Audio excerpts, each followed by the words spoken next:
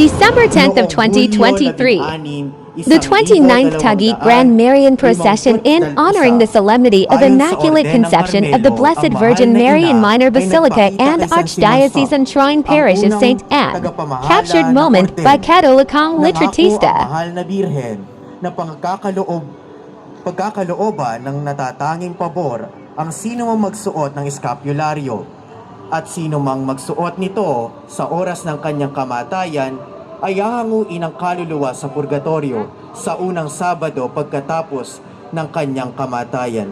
Ito ay gawa sa isang pirasong tela na isinusuot sa magkabilang balikat na kulay kayumanggi na may imahe ng Birhen ng Carmelo o sa tanyag sa tawag na brown scapular.